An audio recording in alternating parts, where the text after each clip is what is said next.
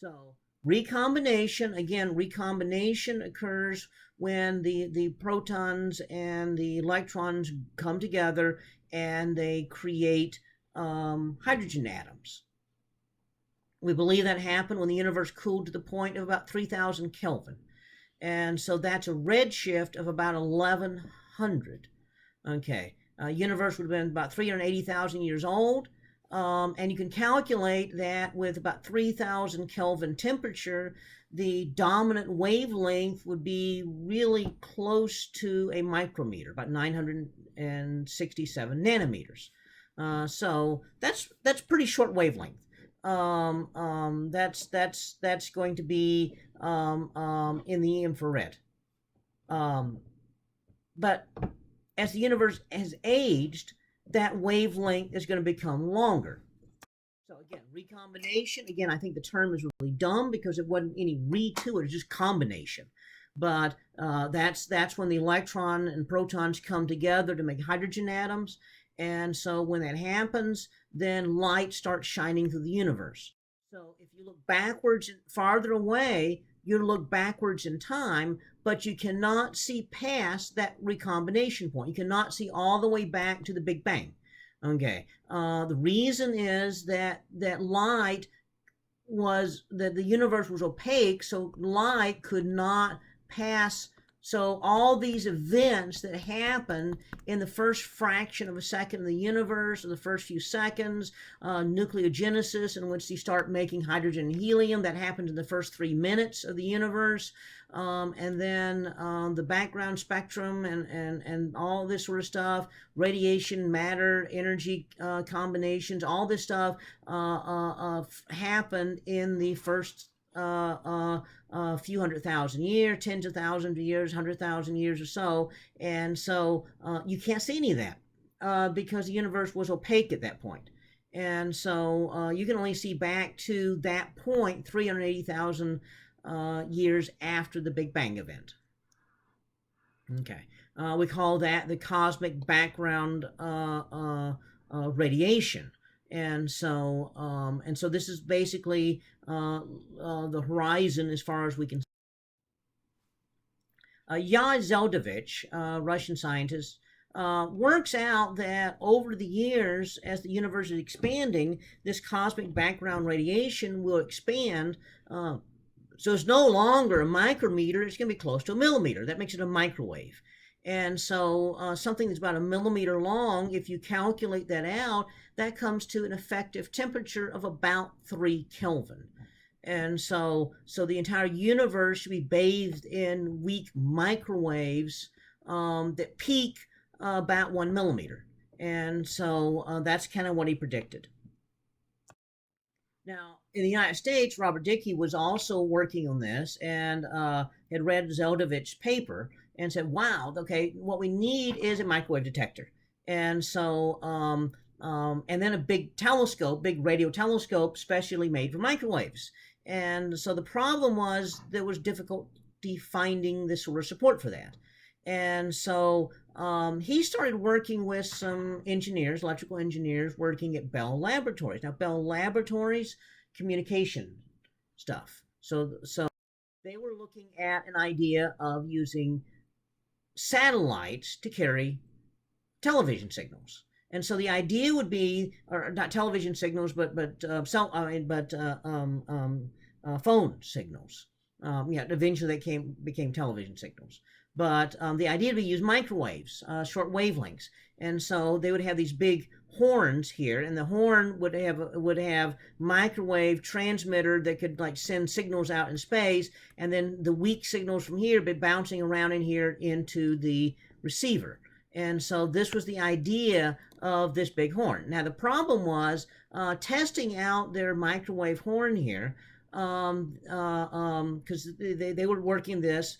Dickey was working with them too because he could use this. Eventually, he hoped to put on an actual dedicated radio telescope to search for the Big Bang. And so he was going to piggyback experiments on what Penzias and Wilson were doing. So what they did, though, was they discovered that wherever they pointed their horn, they got static.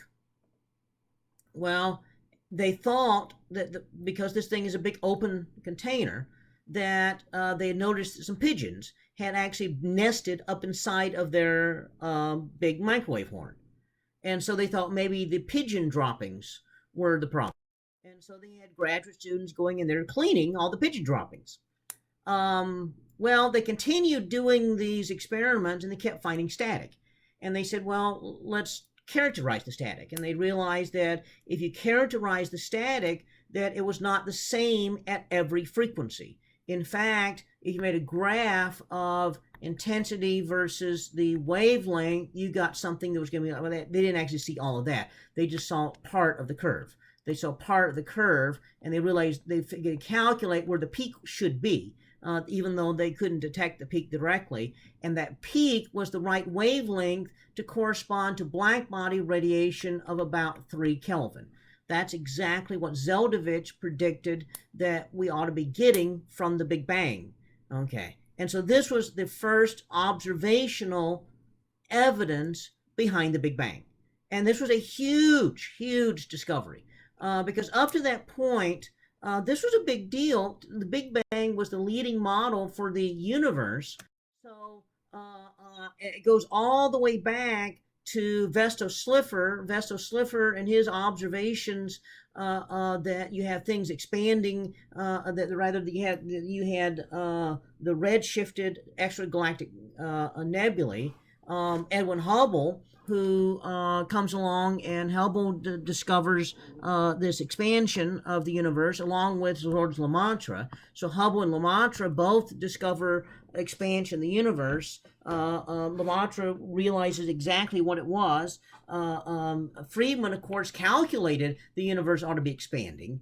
And all this, of course, was based on Albert Einstein and Einstein's observations. And so it was based on Einstein and his work and the field theories. And so, and then, of course, then you had Gamow and Bethe and Alford and all these other folks that were working really hard on this, came up with the initial idea of the Big Bang. They came up with the idea of the recombination. Zeldovich calculated exactly what the recombination ought to look like. And then Dickey came up with a way of measuring it. And then he solicited some engineers here to radio scientists to work with them in designing detectors. So the question, who gets the Nobel Prize? Is it the authors of the idea that the universe is expanding? That would be Lemaitre and Hubble, or Einstein himself for his work in general relativity that allowed this to happen, or Friedman, even, whose calculations from Einstein's work show this ought to happen, or Zeldovich, who calculated what it ought to look like. So who gets the Nobel Prize? It's Penzias and Wilson, who discovered it without knowing what they discovered. So they got the 1978 Nobel Prize in Physics for discovering the background radiation that solidified the idea of the Big Bang as the dominant model for the origin of the universe. And again, this is a later version of the Big Bang than what was originally postulated, but and this version too underwent some variation later. But that background radiation is measurable. And so in the late 1980s, NASA launched a spacecraft, part of the Explorer series. This is a Cosmic Background Explorer, to measure this cosmic background radiation. And so what we have here is a graph. The squares are the actual measurements, and the solid line is the calculated black body radiation for 2.725 Kelvin, just under 3 Kelvin. And you notice that it's dead on. We never, ever get this accurate that's that accurate. Now, it's got a slight anisotropy to it. In other words, it's not exactly 2.725 Kelvin in every direction.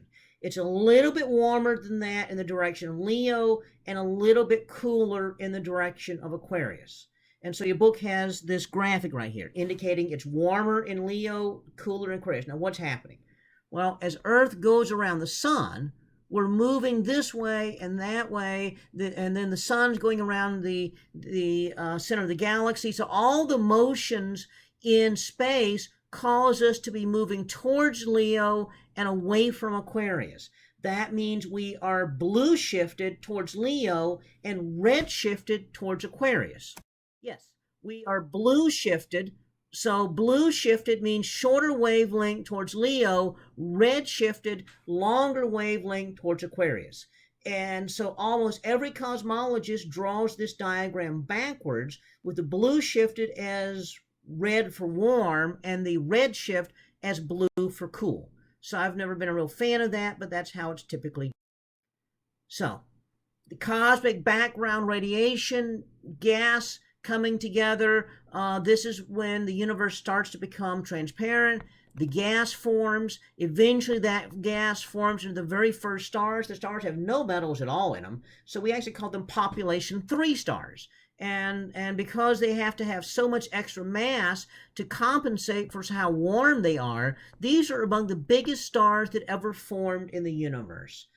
Indications are they are vastly bigger than the stars that can form today. The biggest stars that can form today are a couple hundred solar masses. These were actually probably minimum a couple hundred solar masses to form. And then eventually they die, see the interstellar medium, we get more stars forming, this next group of stars, they clump together to make star clusters and galaxies and so forth, and then we have the universe as we see it today.